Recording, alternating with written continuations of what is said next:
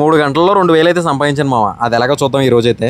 మా నర్సరీలోకి అయితే 2 ట్రక్కులు మట్టి ఆర్డర్ అయితే వచ్చింది మామ. మట్టితో పాటు మొక్కలు కూడా నాటాలి వాళ్ళ ఇంటి దగ్గరికి వెళ్ళి. మా నర్సరీ దగ్గర నుంచి ఒక 4 కిలోమీటర్ల దూరం మామ. అందుకని చెప్పి 2 సార్లు అయితే తిరగాల్సి వచ్చింది 2 ట్రక్కుల మట్టికి.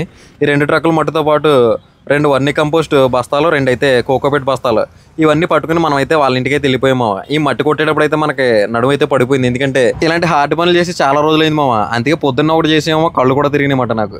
ఆ తర్వాత కొంతసేపు వచ్చిన తర్వాత ఈ మట్టి తీసుకుని నేనైతే వాళ్ళ ఇంటికి అయితే వెళ్ళిపోయాను మామ. ఆల్రెడీ ఇక్కడైతే ఒక ట్రిప్ వేసాను. అప్పుడైతే వీడియో తీయాలని ఆలోచన అయితే రాలేదు.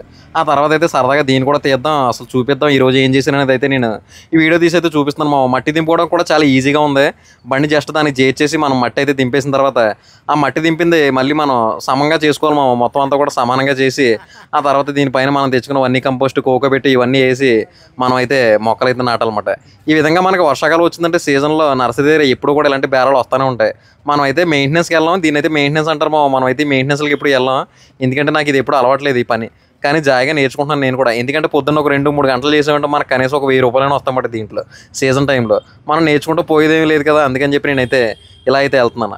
ఈ మొక్కలు నాటడం చాలా ఈజీ మామ. మట్టి మనం వేసాం కదా, మట్టి అంతా కూడా చాలా గుల్లగా ఉంటుంది. జస్ట్ చేతితో చేసినా కానీ అక్కడ హోల్ అయితే పడిపోద్ది. 2000 ఎందుకు వచ్చినాయి అంటే మందే ఆటో కాబట్టి మనమే మెయింటెనెన్స్కి వెళ్ళాం కాబట్టి మనకైతే ఇదంతా కిరాయి, జస్ట్ పనికి వచ్చిన డబ్బులు మామ. ఇవి మొక్కల డబ్బులు, ఈ మట్టి డబ్బులు, ఇవన్నీ డబ్బులు కాదు. ఇది జస్ట్ మనకు వచ్చిన కూలిపి అనమాట. ఆటో కిరాయి ప్లస్ ఇక్కడ మొక్కలు నాటినందుకు వచ్చిన డబ్బులు అనమాట. ఈ మొక్కలు, మట్టి, ఆ ఎరువులు ఇవన్నీ కూడా మళ్ళీ మనం సపరేట్గా అయితే కొనుక్కోవాలి మామ. మా నర్సరీ దగ్గర అయితే ఎప్పుడు కూడా నిత్యం ఇలా ఆర్డర్లు ఏమిటి వస్తూనే ఉంటాయి. నన్ను చాలాసార్లు అడుగుతారు వెళ్తావా అని చెప్పి. నాకైతే ఈ పనులన్నీ రావు, ప్లస్ ఇదంతా కూడా చాలా హార్డ్ వర్క్ కదా. అందుకని చెప్పి నేను చాలాసార్లు అయితే వెళ్ళలేదు. కానీ ఈ మధ్య అయితే మన దగ్గర ఎండిపోయింది మామ. అందుకని చెప్పి ఈ పనికి అయితే వెళ్ళాల్సి వచ్చింది. సరే మామ, రేపు కలుద్దాం.